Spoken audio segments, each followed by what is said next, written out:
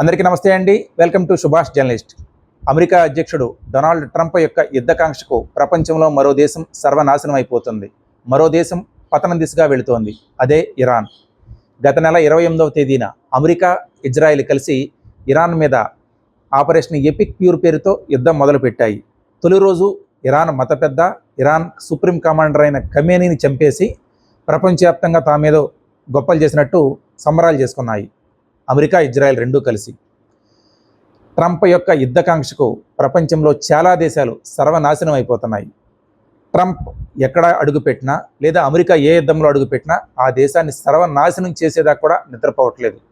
Russia Ukraine యుద్ధంలో ఉక్రెయిన్కి support చేశారు Trump. ఈరోజు ఉక్రెయిన్ పరిస్థితి ఏమైంది? ప్రపంచంలో ఎంతో గొప్ప అందమైన దేశం ఉక్రెయిన్, ఎన్నో సహజ వనరులు పుష్కలంగా ఉన్న దేశం ఉక్రెయిన్. ఆ దేశం ఈరోజు సర్వనాశనం అయిపోయింది. అన్ని దేశాలని సర్వనాశనం చేస్తున్నాడు ట్రంప్. కానీ అమెరికా ఏమన్నా దీనివల్ల సాధించేదేంటి? అమెరికా కూడా సర్వనాశనం అవుతుంది.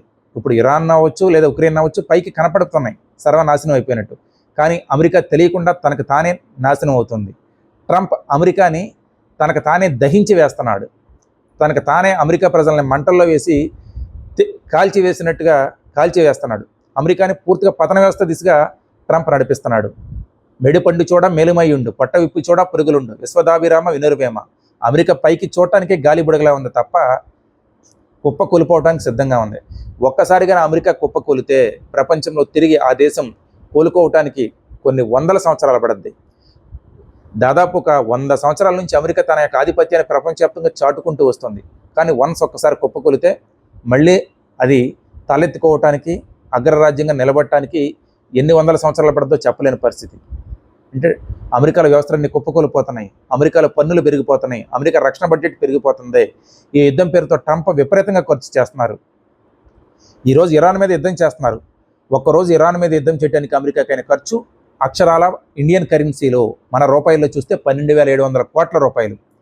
తొలి రోజు యుద్ధం కోసం 7,000 కోట్ల రూపాయలు ఖర్చు చేసింది అమెరికా. ఇరాన్ మీద యుద్ధం కోసం తొలి రోజు 7,000 కోట్లు. యుద్ధం ముందు అక్కడ నౌకలను తీసుకెళ్లటం కానీ, సైనికులను తరలించడం కానీ, ఆయుధాలు సమకూర్చుకోవటం కానీ, ఇందుకోసం 5,700 కోట్లు ఖర్చు అయింది. అంటే రెండూ కలిపితే ఒక్క తొలి రోజుకు 12,700 కోట్లు ఖర్చు చేసింది. ఒక్క యుద్ధ నౌకని, ఆ యుద్ధ నౌక పేరేంటి, యుఎస్ఎస్ గెరాల్డ్ ఆర్4, ఒక యుద్ధ నౌకని ఒక రోజు మెయింటైన్ చేయడానికి అయ్యే ఖర్చు అక్షరాల 59 కోట్ల రూపాయలు. అంటే దీన్ని బట్టి యుద్ధానికి ఏ స్థాయిలో ఖర్చు పెడుతున్నారో అర్థం చేసుకోవచ్చు. అమెరికా ఒక ఏడాది రక్షణ బడ్జెట్ 1 ట్రిలియన్ కోట్లు.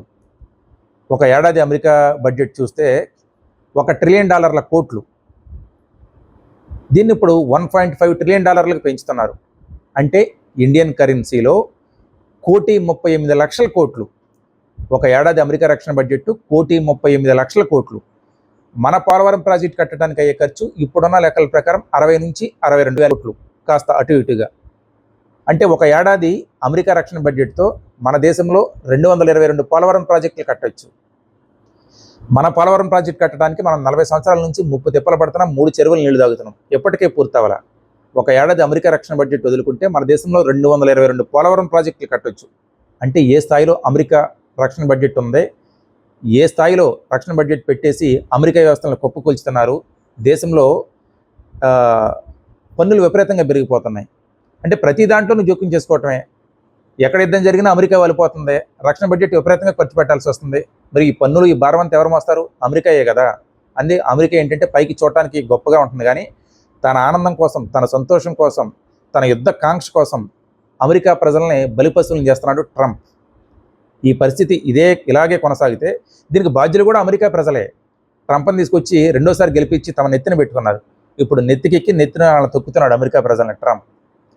ఇరాన్ కావచ్చు, లేదా ఉక్రెయిన్ కావచ్చు, లేదా అమెరికా రేపొద్దున ఏ దేశం మీద దాడి చేసినా ఆ దేశం నాశనం అవుద్ది. కానీ తెలియకుండా అమెరికా కూడా హారత కర్పూరంలా కరిగిపోతుంది. దీనికి ముమ్మాటికి ట్రంపే కారణం, ట్రంప్ చర్యలే కారణం.